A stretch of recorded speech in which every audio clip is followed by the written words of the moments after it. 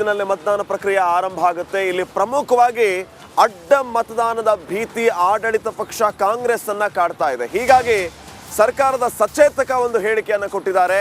ಅಡ್ಡ ಮತದಾನ ಮಾಡುವಂತಹ ಶಾಸಕರು ಅನರ್ಹರಾಗ್ತಾರೆ, ಡಿಸ್ಕ್ವಾಲಿಫೈ ಆದ್ರು ಅಂತಂದ್ರೆ ಅವರ ರಾಜಕೀಯ ಭವಿಷ್ಯಕ್ಕೆ ಕರಿನೆರಳು. ಯಾರೂ ಕೂಡ ಅಂತ ಧೈರ್ಯವನ್ನ ಮಾಡೋದಿಲ್ಲ ಅನ್ನುವಂತಹ ಮಾತನ್ನ ಅಶೋಕ್ ಪಟ್ಟಣ್ ಅವರು ಹೇಳಿದ್ದಾರೆ. ಅಡ್ಡ ಮತದಾನ ಮಾಡಿದರೆ ಶಾಸಕತ್ವ ಅನರ್ಹ ಆಗುತ್ತೆ. ಈ ವಿಚಾರವನ್ನ ರಿಪಬ್ಲಿಕ್ ಕನ್ನಡಕ್ಕೆ ಮುಖ್ಯ ಸಚೇತಕ ಅಶೋಕ್ ಪಟ್ಟಣ್ ಹೇಳಿರುವಂಥದ್ದು. 3 ಲೈನ್ನಲ್ಲಿ ಶಾಸಕರಿಗೆ ವಿಪ್ ಜಾರಿ ಮಾಡಿದ್ದೇವೆ.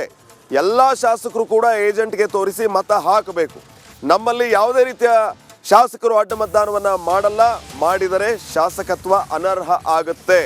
ಬೇರೆ ಪಕ್ಷದ ಶಾಸಕರ ಮತ ನಮಗೆ ಅಗತ್ಯ ಇಲ್ಲ. ನಾವೇ ಮೆಜಾರಿಟಿಯಲ್ಲಿದ್ದೀವಿ. ನಮ್ಮ ಶಾಸಕರು ನಮಗೆ ಮತದಾನವನ್ನ 100ಕ್ಕೆ 100ರಷ್ಟು ಮಾಡ್ತಾರೆ. ಅದರಲ್ಲಿ ಯಾವುದೇ ರೀತಿಯ ಸಂಶಯ ಇಲ್ಲ.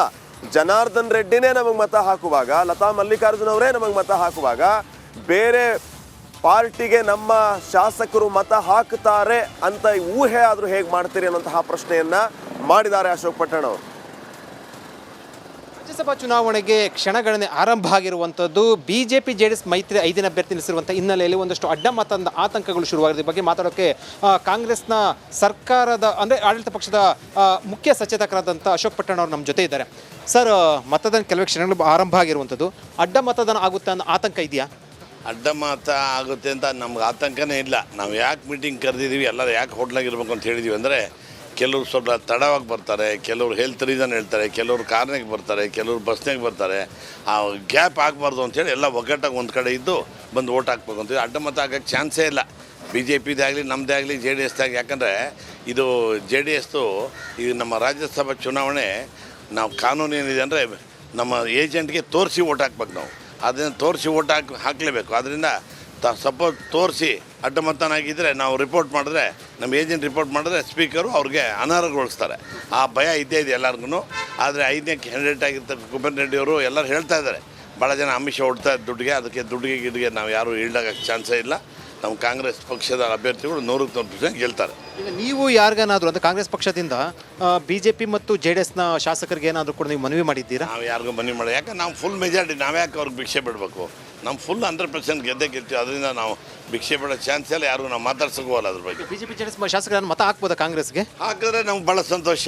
ಅಂತ ಏನಾದರೂ ಇದೆಯಾ, ಭರವಸೆ ಇದೆಯಾ? ಗೊತ್ತಿಲ್ಲ, ಹೇಳೋಕ್ಕಾಗಲ್ಲ. ಅವರು ಅಕಸ್ಮಾತ್ ಅವ್ರ ಪ್ರೀತಿಯಿಂದ ಹಾಕಿದ್ರೆ ಹಾಕ್ಲಿ, ಯಾರು ಬೇಡ ಅಂತಾರೆ. ಸರ್, ಈಗ ಚೀಫ್ ಇದು ನಿಮ್ಮನ್ನ ಸರ್ಕಾರ ಅಂದರೆ ಚೀಫ್ ವಿಪ್ ಆಗಿರೋ ಅಂತ ಕೇಳ್ತಾ ಇರುವಂಥದ್ದು, ವಿಪ್ ಉಲ್ಲಂಘನೆ ಇದಕ್ಕೆ ಬರುತ್ತಾ ಇಲ್ವಾ? 3 ಲೈನ್ ವಿಪ್ ಇಶ್ಯೂ ಮಾಡಿದ್ವಿ. ಉಲ್ಲಂಘನೆ ಬಂದೇ ಬರ್ತದೆ. 3 ಲೈನ್ ವಿಪ್ ಆಲ್ರೆಡಿ ನಾವು ಸೈನ್ ಮಾಡಿ ಎಲ್ಲರಿಗೂ ಇಶ್ಯೂ ಮಾಡಿದ್ದೀವಿ. ಎಲ್ಲರಿಗೂ ವಾಟ್ಸಪ್ ಮುಖಾಂತರ ವಿಪ್ ಕೊಟ್ಟಿದ್ದೀವಿ, ಟೆಲಿಫೋನ್ ಮುಖಾಂತರ ಪರ್ಸನಲ್ ಹೇಳಿದ್ವಿ, ರೈಟಿಂಗ್ ಕೂಡ ಕೊಟ್ಟು ಅವ್ರ ಹತ್ರ ಅಕ್ನಾಲಜ್ಮೆಂಟ್ ಕೂಡ ತೊಗೊಂಡಿದ್ದೀವಿ. ಒಂದು ವೇಳೆ ಗೊತ್ತಿಲ್ಲ, ಯಾಕಂದ್ರೆ ಈ ಹಿಂದೆ ಹಲವು ಅಡ್ಡ ಮತದಾನ ಆಗಿರುವಂಥದ್ದು ಗೊತ್ತಿದೆ, ವಿಪ್ಪನ್ನು ಉಲ್ಲಂಘನೆ ಮಾಡಿ. ಒಂದು ವೇಳೆ ಗೊತ್ತಿಲ್ಲ ಅಂದರೆ ಶಾಸಕರು ಅಡ್ಡ ಮತದಾನ ಮಾಡ್ತಾರಿಲ್ಲ ಗೊತ್ತಿಲ್ಲ, ನಂತರ ಗೊತ್ತಾಗುತ್ತೆ. ಒಂದು ವೇಳೆ ತೋರಿಸಿ ಅಡ್ಡ ಮತದಾನ ಮಾಡಿದ್ರೆ ಪಕ್ಷದ ಅಧಿಕೃತ ಅಭ್ಯರ್ಥಿಗೆ, ನೀವು ಸೂಚಿಸಿದ ಅಧಿಕೃತ ಅಭ್ಯರ್ಥಿಗೆ ಮತದಾನ ಮಾಡಿಲ್ಲ ಅಂತಂದರೆ ಶಾಸಕರ ವಿರುದ್ಧ ಏನು ಕ್ರಮ ಆಗುತ್ತೆ? ಮಾಡಿಲ್ಲ ಅಂದರೆ ಇಮಿಡಿಯೇಟ್ ನಮ್ಮ ಏಜೆಂಟು ರಿಪೋರ್ಟ್ ಮಾಡ್ತಾರೆ.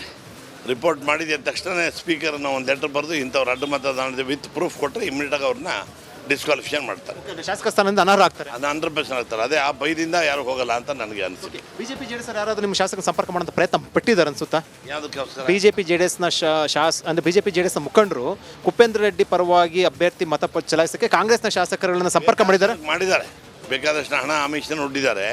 ಅವ್ರು ಯಾರು ಈಲ್ಡಾಗ್ತಾ ಇಲ್ಲ. ಅವ್ರು ಬಂದು ಹೇಳಿದ್ರು, ಇಲ್ಲಪ್ಪ ನಮ್ಮ ಕೈಲಿ ಆಗಲ್ಲ, ನಾವೆಲ್ಲ ಡಿಸ್ಕ್ವಾಲಿಫಿಕೇಷನ್ ಮಾಡಿಬಿಡ್ತಾರೆ, ನಮಗೆಲ್ಲ ಒಂದೇ ಪಾರ್ಟಿಗಿದ್ದೀವಿ, ನಾವು ದುಡ್ಡು ಗಿಡ್ಡು ನಮ್ಗೆ ಏನು ಬೇಕಾಗಿಲ್ಲ ಅಂತ ಚೆನ್ನಾಗಿ ಅವ್ರಿಗೆ ಬುದ್ಧಿ ಹೇಳಿ ಕಳಿಸಿದ್ದಾರೆ. ಜನಾರ್ದನ್ ರೆಡ್ಡಿ ಅವ್ರನ್ನ ಭೇಟಿ ಮಾಡಿದ್ರು ಕಾಂಗ್ರೆಸ್ನ ಸಿಎಂ ಸೇರಿದಂತೆ DK ಶಿವಕುಮಾರ್. ಜನಾರ್ದನ್ ರೆಡ್ಡಿ ಅವರೇ ಬಂದು ಸಿದ್ದರಾಮಯ್ಯ ಅವ್ರಿಗೂ ಭೇಟಿಯಾಗಿದ್ದಾರೆ. ನಮ್ಮ ಕಾಂಗ್ರೆಸ್ ಅಧ್ಯಕ್ಷರು DK. ರಾಜ್ಯಸಭೆ ಚುನಾವಣೆಯಲ್ಲಿ ಬಹಳ ಪ್ರಮುಖವಾಗಿ ಇಂಪಾರ್ಟೆಂಟ್ ಆಗಿ ಯಾವೆಲ್ಲ ವಿಚಾರಗಳನ್ನು ನಾವು ಗಮನಿಸಬೇಕಾಗುತ್ತೆ ಅಂತಂದ್ರೆ 2 ವಿಚಾರಗಳು. ನಂಬರ್ 1, ಪಕ್ಷೇತರ ಶಾಸಕರ ಮತ ಯಾರಿಗೆ ಅನ್ನುವಂಥದ್ದು. ನಂಬರ್ 2, ಕ್ರಾಸ್ ವೋಟಿಂಗ್ ಆಗದೆ ಇರುವಂತೆ ಆಡಳಿತ ಪಕ್ಷದವರು ಅಥವಾ ಆಯಾ ಪಕ್ಷದವರು ನೋಡ್ಕೊಳ್ಳೋದು.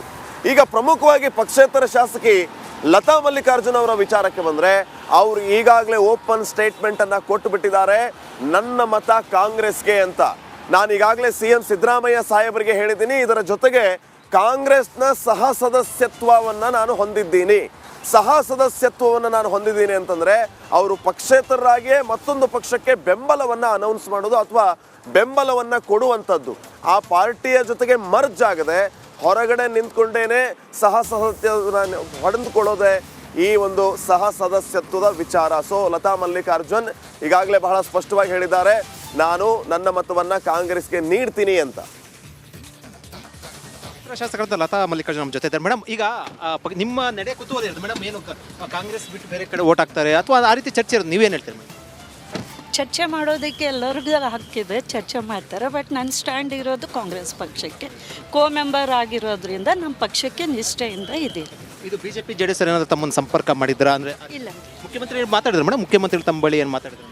ಇಲ್ಲ, ನಾವು ಚರ್ಚೆ ಮಾಡ್ತಾರೆ ಅಷ್ಟು ಬಿಟ್ಟರೆ ಮತ್ತೆ ಅಂದರೆ ನೀವು ಕಾಂಗ್ರೆಸ್ಗೆ ತಮ್ಮ ಮತ ಹೋಗುವಂಥ. ಇದು ಪಕ್ಷೇತರ ಶಾಸಕರಾದಂಥ ಲತಾ ಮಲ್ಲಿಕಾರ್ಜುನ್ ಅವರ ಹೇಳಿಕೆ. ಅವ್ರು ಹೇಳ್ತಾ ಇರುವಂಥದ್ದು, ನಾನು ಕಾಂಗ್ರೆಸ್ಗೆ ಓಟ್ ಹಾಕ್ತೀನಿ ಅಂತ ಹೇಳೋ ಮೂಲಕ ಒಂದು ಗೊಂದಲಗಳಿಗೆ ತೆರೆ ಎಳೆದಿರುವಂಥದ್ದು. ಕ್ಯಾಮರಾ ಪರ್ಸನ್ ಮಂಜು ಜೊತೆ ವಿಜಯ್ ರಿಪಬ್ಲಿಕ್ ಟಿವಿ ಬೆಂಗಳೂರು. ಪಕ್ಷೇತರ ಶಾಸಕರಾದ ಲತಾ ಮಲ್ಲಿಕಾರ್ಜುನ್ ನಮ್ಮ ಜೊತೆ ಇದ್ದಾರೆ. ಮೇಡಮ್, ಈಗ ನಿಮ್ಮ ನಡೆ ಕುತೂಹಲ ಇರೋದು ಮೇಡಮ್, ಏನು ಕಾಂಗ್ರೆಸ್ ಬಿಟ್ಟು ಬೇರೆ ಕಡೆ ಓಟ್ ಹಾಕ್ತಾರೆ ಅಥವಾ ಆ ರೀತಿ ಚರ್ಚೆ ಇರೋದು, ನೀವೇನು ಹೇಳ್ತೀರಿ ಮೇಡಮ್? ಚರ್ಚೆ ಮಾಡೋದಕ್ಕೆ ಎಲ್ಲರಿಗೂ ಹಕ್ಕಿದೆ,